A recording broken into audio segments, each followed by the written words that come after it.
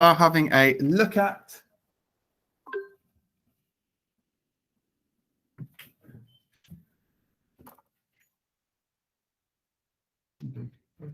Big. There we go. It's not like it. Okay, so how did the Nazis discourage women and girls from having independence and control over their lives?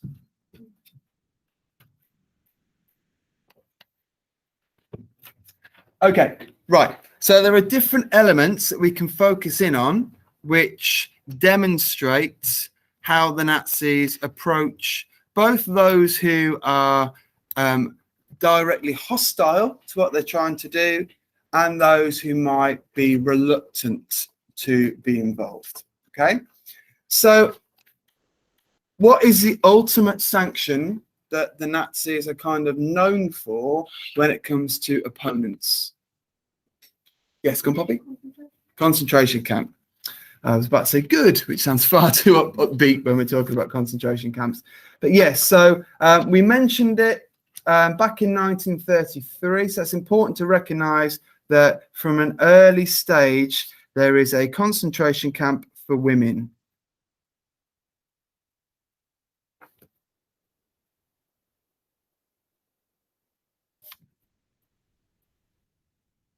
Opened at a place called Moringen, Moringen.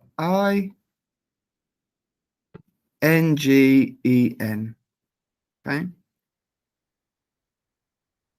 So those individuals who the Nazis do not feel they can trust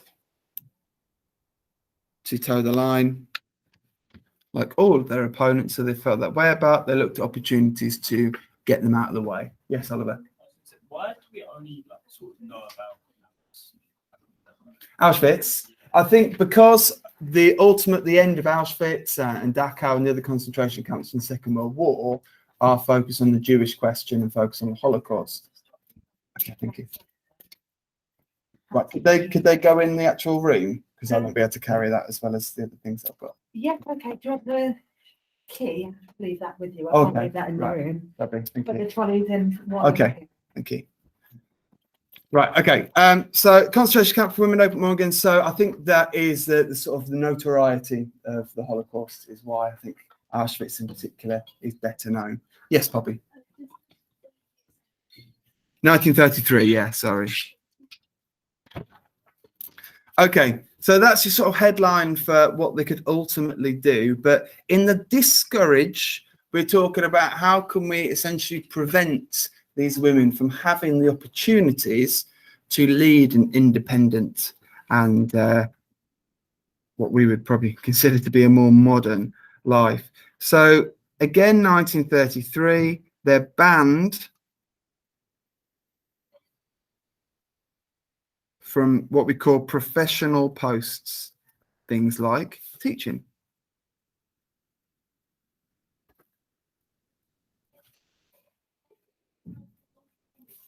What did we mention last lesson that also helped the Nazis deal with?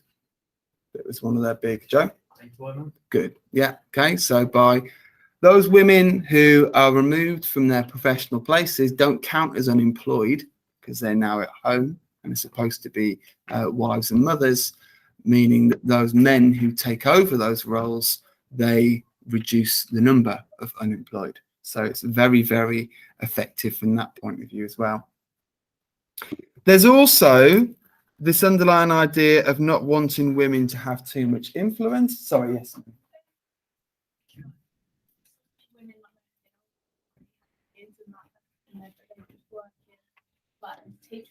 They would be tolerated at first, and then later on there is a move for even those older ones to be part of guiding other younger women as to how to be mothers. Okay. Yes, absolutely. Very good question, that. Okay, so university places. Yes. Yeah. University places limited for women to 10%.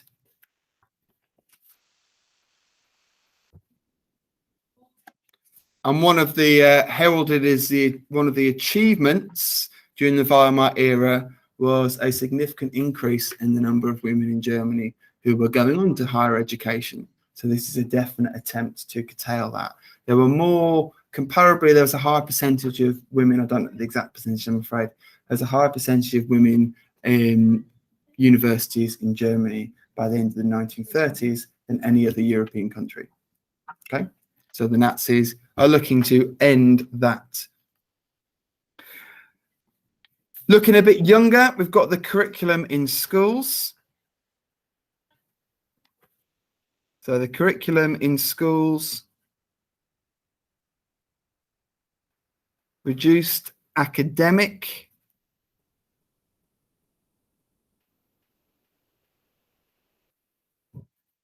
lessons for girls. Okay, we mentioned last lesson that they had an increase in things like home economics, an increase in lessons in biology, an increase in lessons focused on the importance of healthy eating and physical education to essentially be the perfect vessel for carrying a child for 9 months, and then what to do with them when this screaming, red-faced, gunky-covered thing enters the world. That's what the women's role is. It is not really for the women's lives. And again, it builds into this very important Nazi right-wing nationalistic idea of sacrifice. And that's the argument that is being put forward by Hitler, and particularly through Goebbels' propaganda, that these women are great, courageous heroes for the Reich by sacrificing their careers for the good of the future of Germany in the need to produce more children. Okay. So moving on a little bit, from 1936, women no longer allowed to be judges or serve on juries. Now, this might seem not that much of a big deal, but symbolically it's very important, because it's essentially saying that the women's views, they're not intelligent enough, they're not capable of being part of making these decisions. There's also feeling amongst the Nazis that women are too emotional, so might be likely, for example, not to agree to giving the death penalty, whereas a man would be more ruthless. So again, it's part of that marginalizing women and narrowing what role they play in society. Okay. Now, this is particularly unpleasant, but we also get the sterilization law.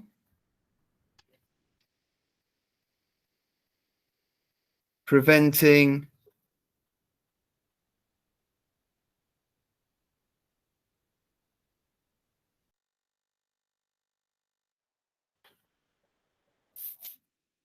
from reproducing. So they are stopping, making it impossible. And that could be women who have particular genetic diseases. That could be women who, even to the extent where the Nazis disagree with their politics, they disagree with their attitudes, we don't want them to have the opportunity to reproduce. Yes, Nora? Well, good question. Sterilization was 1933.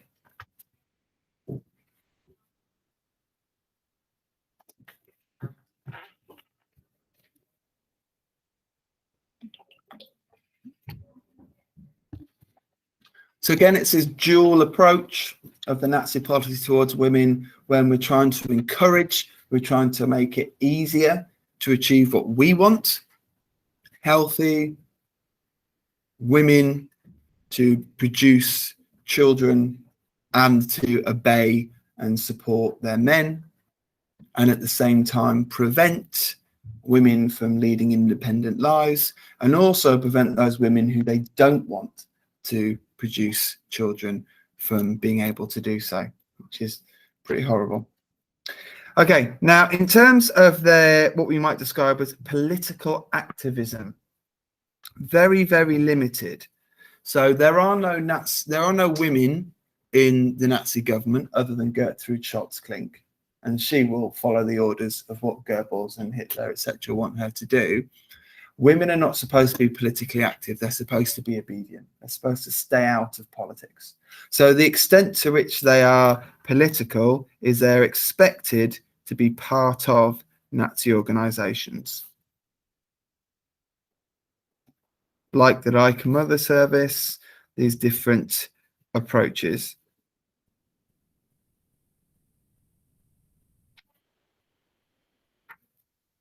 Again, it's to show their obedience. It's to show that they are accepting and not challenging what the Nazi view is of what the women should be doing and living their lives. Much like what you remember when we looked at the Hitler Youth and that sort of thing. Yes.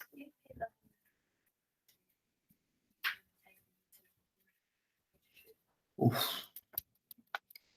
I don't know, because on that proviso, we're talking about the Germans winning World War II, because I don't see a situation where they can lose World War II and Hitler is still around.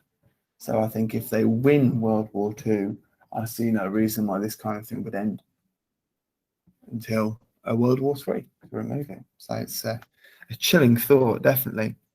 Okay, we've also got what's called the marriage health law.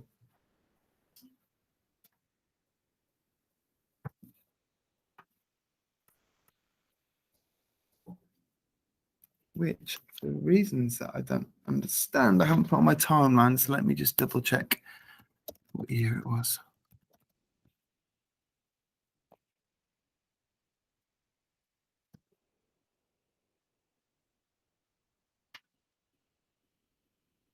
Yeah.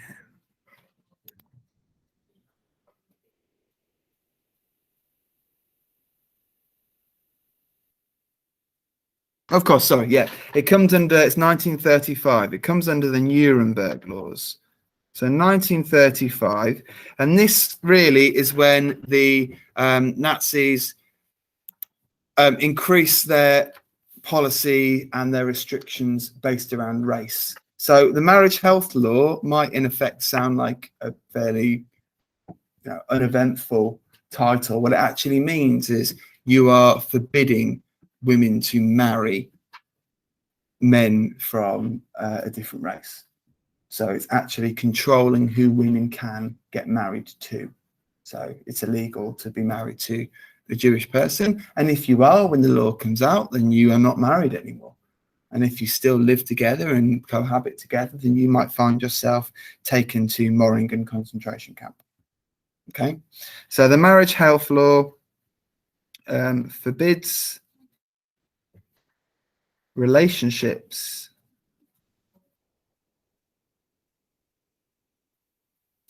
between white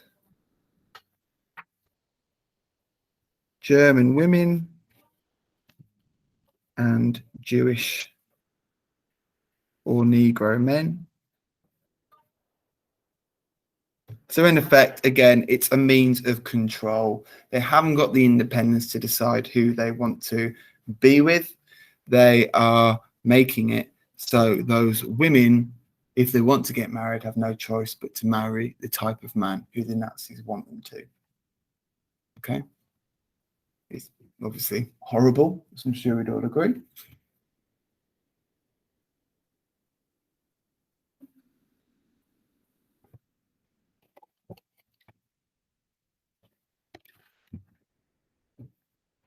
Yes. No, there were more. There weren't loads, I'll be honest, but Moringen is kind of the most famous because it's the first set up. And the fact it was set up in 1933, what can we infer from that, Ben? The fact that one of the early acts of the Nazis is to create a concentration camp just for women.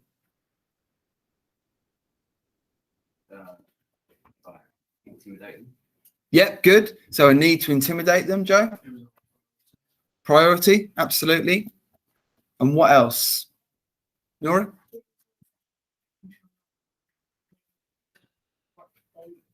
Good, very keen for them to conform. It also shows that they were expecting some opposition from women. They weren't thinking that all women would go, oh, thank goodness, brilliant. I'm so bored of my job. I hate this freedom, independence. Oh, thank goodness I can just be at home and look after the kids now. Thanks, Adolf. That's not what they expected to be necessarily how everybody felt about it. But I would say, as we come on to in a moment when we start looking at our sources, don't be completely on the perhaps a common fact when we look through our modern lenses. Don't assume that all women were outraged by Nazi policies towards women. There were many women who were in agreement, who felt that the independence of the 1920s Weimar woman had gone too far. Particularly, there's overlaps with women of faith. There's certainly a view that the way that women in their role and the way they were behaving with drinking, smoking, having sexual relationships with outside of marriage, that they were in effect going against what God believes. And these ideas of Sodom and Gomorrah and the ideas of, God expects us to conform to marriage and the family unit. Okay.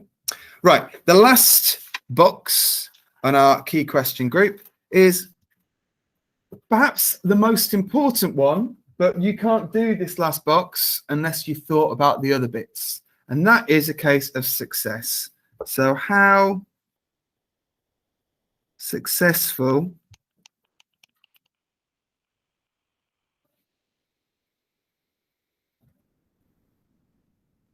were Nazi policies towards women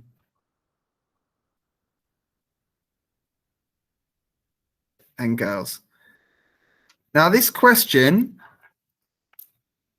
a form of this question is going to come up in either, or possibly both, the idea of looking at a source, okay, because the source could be where you come in and say, well, actually, it gives this impression, but I know that there is a counter to that, okay? But it also could be from a interpretation, the idea of an interpretation giving the impression that it was a success and you're looking at arguments to challenge it and vice versa.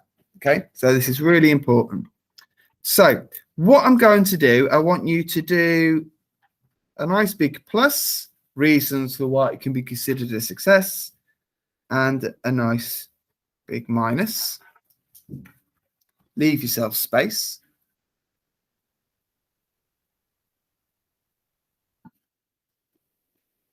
And what I'm going to do is I'm going to give you a statement and give you an example of something related to it. And we're going to have a think and say, does this suggest that this is a policy which is succeeding or has not met its aims? And remember, whenever we're talking about success or failure, we evaluate it against what were the aims. So first one, fewer women went to university.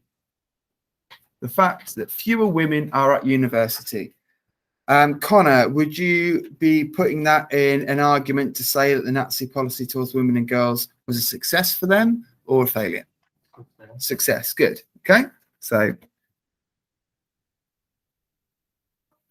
fewer women went to university in 1939 than in 1932. Okay.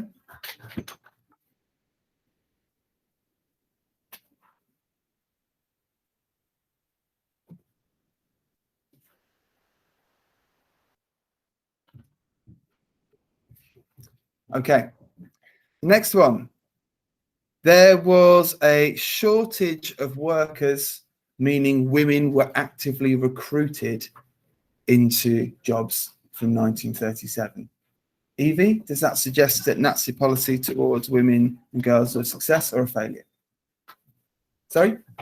Failure, absolutely. Okay, so we could put as a failure itself the need for workers in 1937 undermined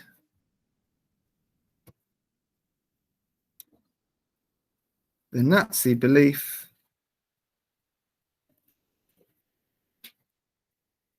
on the role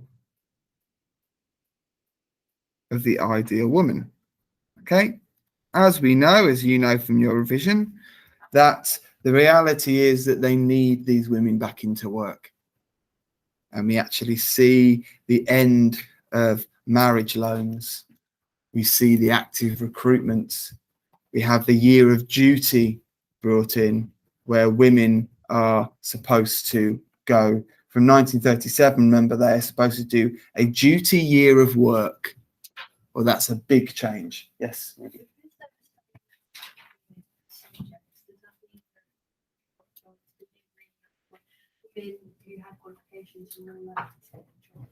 Yes. Yeah. Okay.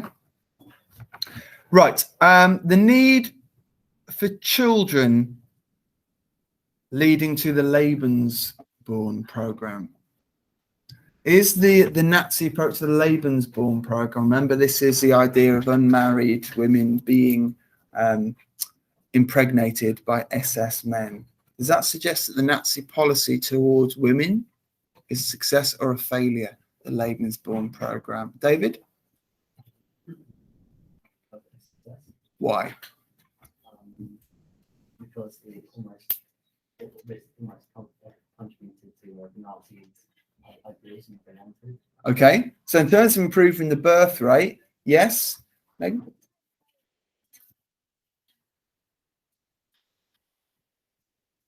Fantastic. So you're both right, by the way. So don't feel this is a good example of where how you put the context.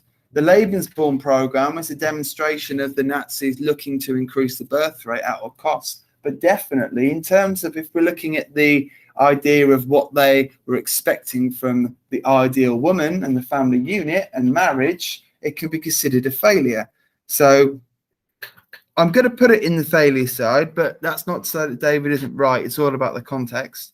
But we can put that the need for children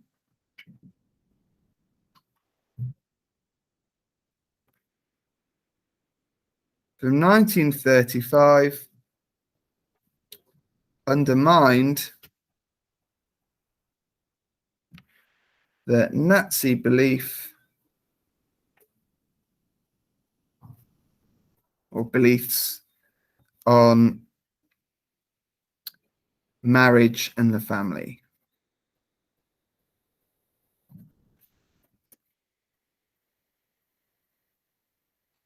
Okay, so certainly, what's the link between these two? The women going back to work, undermining the role of the ideal woman, and Lebensborn undermining the role of marriage and the family. They're both like going back and Good. Yeah. What word beginning with H do we call it when you do something which is completely the opposite of what you have previously said? Yes, Megan. Oh, sorry, Poppy. Hypocritical. Absolutely. Okay. So certainly there's a more modern term, I guess, which you can use is the idea of a U-turn, something that our government, without wishing to go political, are quite fond of.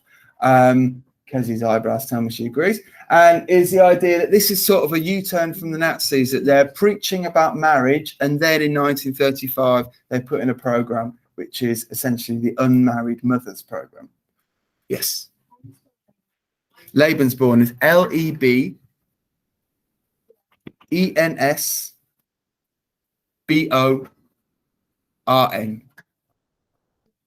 Okay.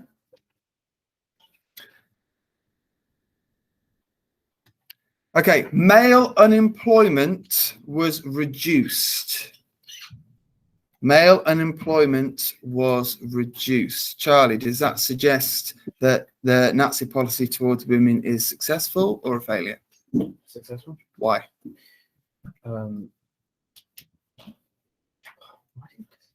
I agree. Is it because repeat the question?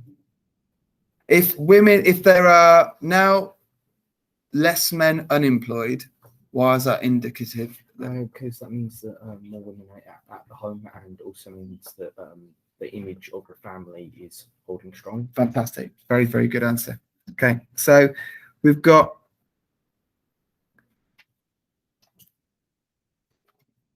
male unemployment reduced. I'm going to add another one in because I don't really feel a great need to patronize you by asking somebody, by putting them on the spot. But the birth rate also increased, which I'm sure we can all agree shows that the Nazi policy is enjoying some level, some degree of success.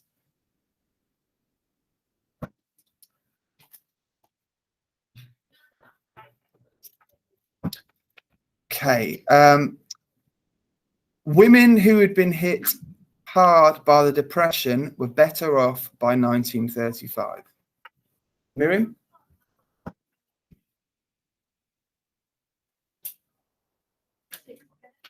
Correct. Okay.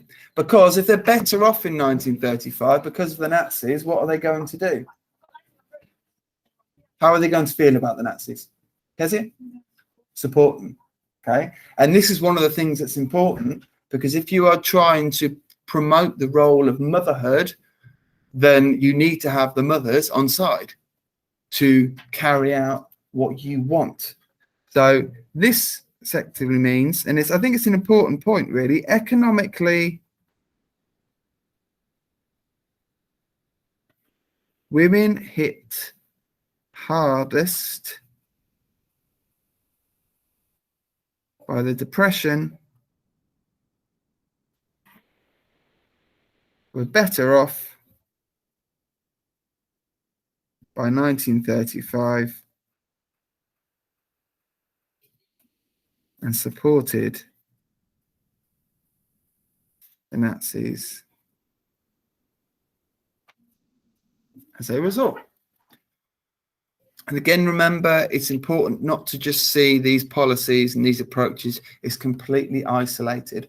We know that the Nazis are trying to indoctrinate the young. And it's no good if at school, little Timo is being told that Hitler's great, the Nazis are amazing. And little Timo goes off to the Hitler Youth and gets told that Hitler is amazing and the Nazis are fantastic. But at home, his mum is saying that they're gangsters, they're awful, and they are the worst thing to happen to Germany. But if you get the mothers on side, and the same story they're getting from home is that the Nazis are great, look how much better off we are, they've saved us. Under the old system, we were desperate. Now the Nazis have given us hope and given us a better quality of life. That is going to enable the Nazis to indoctrinate everybody far more successfully. Okay? Right. More women getting married. Ethan?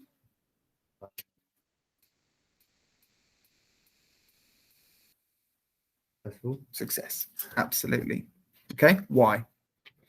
Because Hitler wanted women to get married and them to take care of the family and have a good understanding of being at home. Good. Absolutely.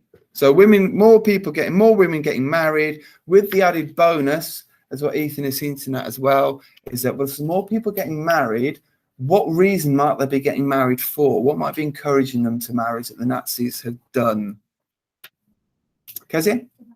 The marriage loans. And what's contingent on the marriage loan not having to be paid back in full, Oliver? Children have to pay 500 less for each child. Correct. Very good. Okay. So in effect, it is not only is the more women getting married good news from the idea of marriage and the family, but also it's going to help with the birth rate increasing. So it's a really good sign that the Nazi message is getting through.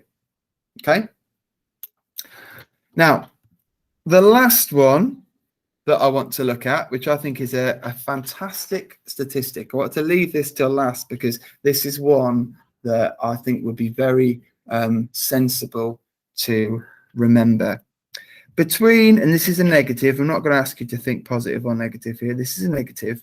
Between 1933 and 1939,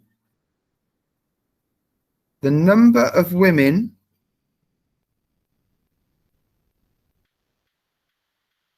employed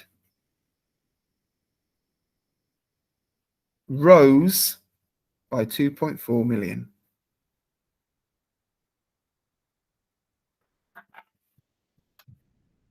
Okay, remember there's that push, the duty year, the push in 1937 to cancel the marriage loans, get women into employment. For the good of the Nazi economy and for the good of the Nazi war effort, you might say, well, that's good. But singularly focusing on their policies, it is a damning failure. The fact that 2.4 million more women are working in 1939 than 1933. Yes, Nora? The duty, yeah, it comes in 1937. The duty year law was passed.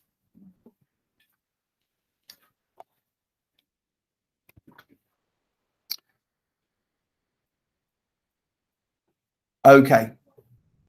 Now, what we're going to do now, and you can make use of your wonderful piece of paper to help you with this next bit. What I'm going to do is we're going to look at some sources, because tomorrow is your source question, and we're just going to have a think about how we might approach these with our EWOC-J approach. Okay, so I'm not going to ask you to write out full practice answers. But what I am going to do is show you some elements and see if this is going to work first of all. Okay. With you one moment.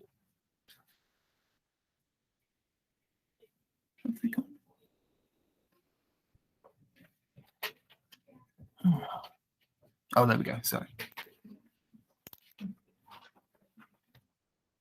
Okay.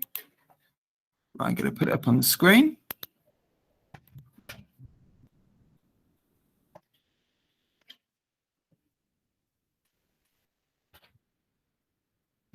So how does source questions start? Like what?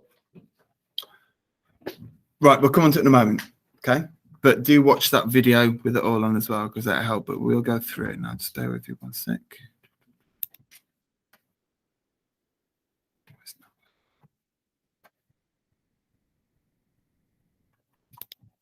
Right, sorry, guys. Computer's being fun as ever.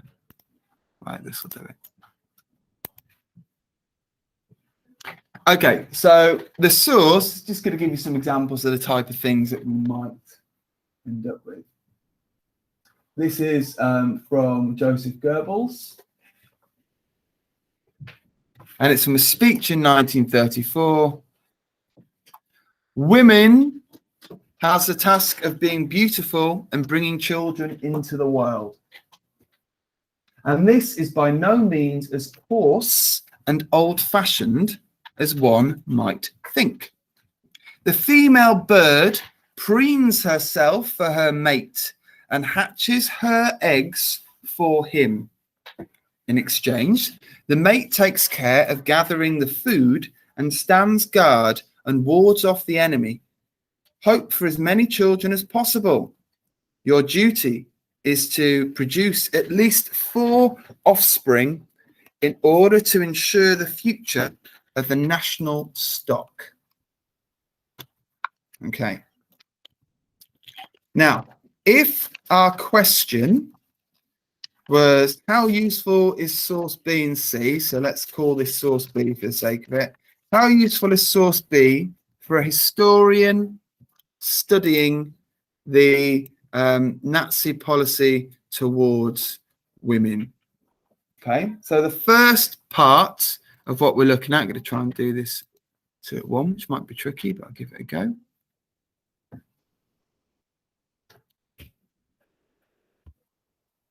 Right, remember the format is our EWOC J. Okay, the inquiry, what does it tell us? Where does it come from? What do we know that can support it? And what's our judgment? Okay, so as far as the inquiry, that's where you just state, you say what it is you're being asked to look at. So the inquiry in this case, and we're going to go through these quite quickly to give you a clear idea, is Nazi policy towards women. Okay, I'll come back to the actual source. What does it show us?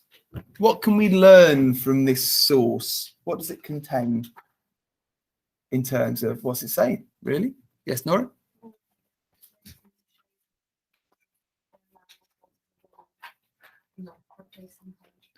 Good. So it shows us that what the Nazis think is the place of women.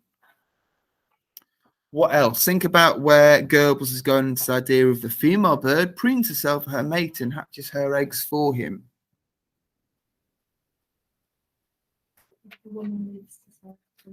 Good. Yeah. So relationship with men.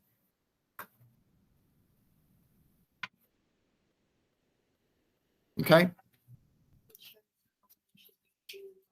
Oh, nicely put. Yeah. Seen, not heard. And I'm going to put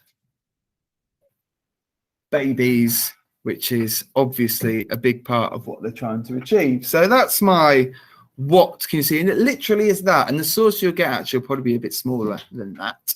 But what does the source tell us? We now come in to our O of EWOC, which is representing origin. Where does it come from? So this is where we do our nature, origin, purpose. We only have to choose one of them. Okay, the nature, the origin, or the purpose. Yes. Okay.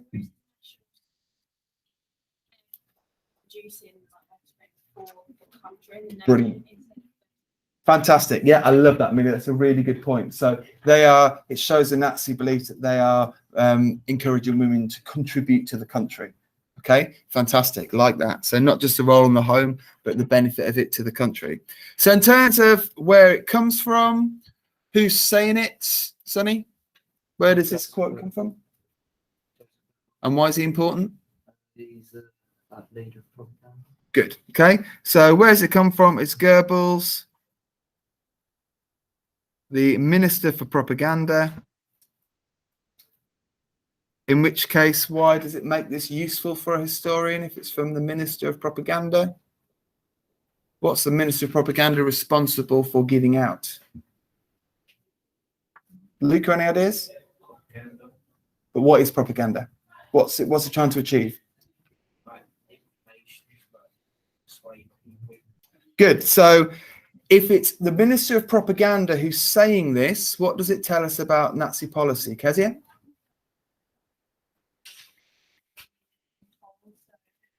Exactly straight from the Nazis. It's not really Good. Absolutely. So direct evidence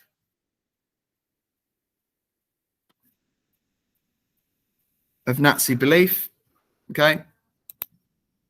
Because in this case, it's coming from Joseph Goebbels. What he says is definitely what the Nazis think.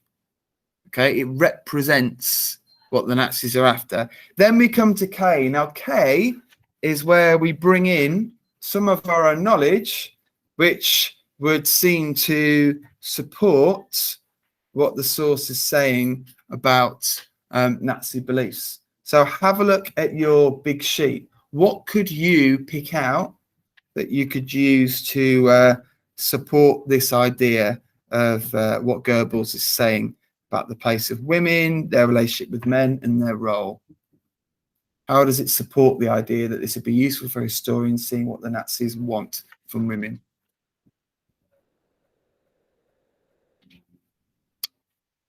Yes. Sorry? Okay, good. So we could put there as a knowledge. We know that women banned from professions. So we can take that from our discourage box. Is there anything from our encourage box that we could pop in there to back it? Poppy?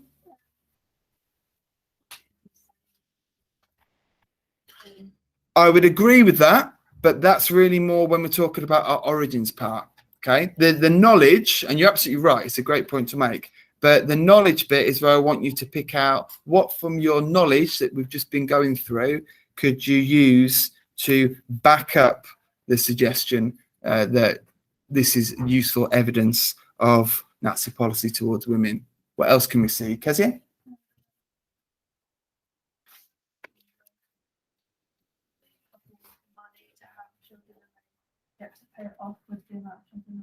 Good, fantastic. Okay, so we've got the marriage laws coming in 1933, and that is the same as the women banned from the profession.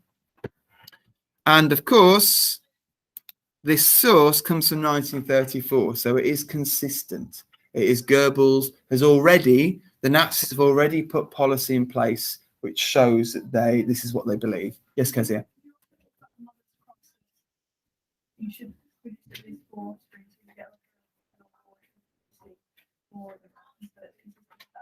Good, absolutely. Okay, if you're able to bring out 2 or 3 examples, that is absolutely fantastic.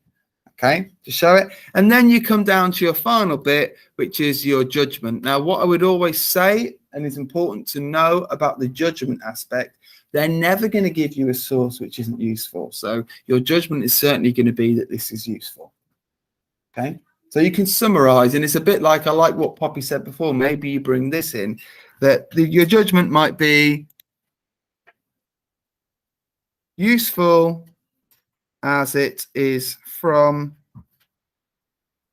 a leading Nazi figure and is reflected in their actions. Okay. Now, obviously, you're not going to write Ewok J and just do little bits like that down the side, but that's the thinking bit. There's nothing to stop you, by the way, tomorrow in writing Ewok J and planning it first. I'm not going to be as with last time. Okay, I don't think that you need the entire lesson at this time. So if you have another subject tomorrow that you want to revise for, bring it along. It'll be the same circumstances. If you are finished and you're happy to hand it over to me, you can do before you then get some revision out and get on with it. But I'm not going to have a big giant clock. If you want to take your time to do it, I don't see a need to turn around and penalise you. Yes, Megan. The K is knowledge. The J is judgment. So inquiry, what are the historians looking at? W is what does the source tell us? O is origin, but it could be nature, origin, or purpose. K is what from your own knowledge can you bring to support it? And J is your judgment on whether it is a good source. Okay, right, really quickly, I'm not going to write this one down, but I want to demonstrate to you that there are other options here. So see if this is going to work properly. Okay, so you could, for example, get a picture as one of your sources.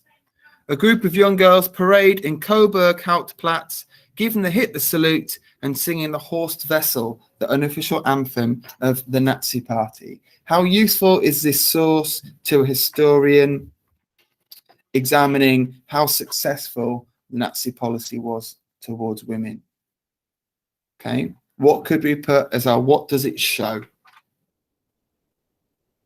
Ryan, what does it show? That many young girls supported it. Okay, so it shows that the girls are supporting. What else might we go with? Sunny? They've been like brainwashed. I wouldn't use the term brainwash, but you could say that they have been encouraged or indoctrinated. Yes, Nora.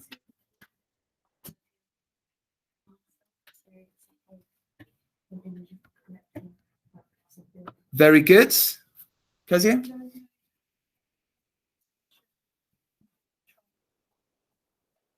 Lovely point. What about if you look in the background? Who else is there?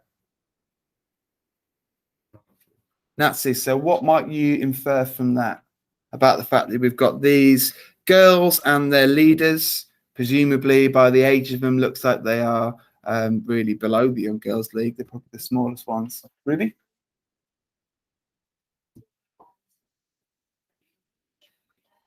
Good. Very good. Okay. So you can see that the roles are there. You've got the men in their uniform. They're part of it. Women are important. Girls are important. They have a role to play. It's like the Volksgemeinschaft in a picture. The men are there ready to fight and protect and defend. The women are there to do their roles. And the fact that girls are in there, so young and participating, we could point towards as showing some success. Again, when you come to the origins, well, it is a photo from the time. Now, you don't need to go into challenges to usefulness, which I know is hard, because I'm sure you're desperate to talk about the fact that this looks very much like a posed photo, but you can talk about in origin the fact that it's a photo means that it was taken at the time, okay?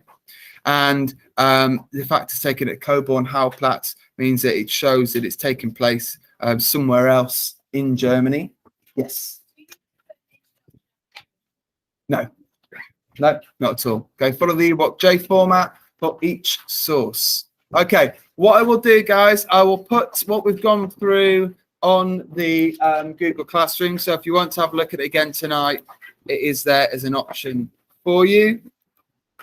How many marks?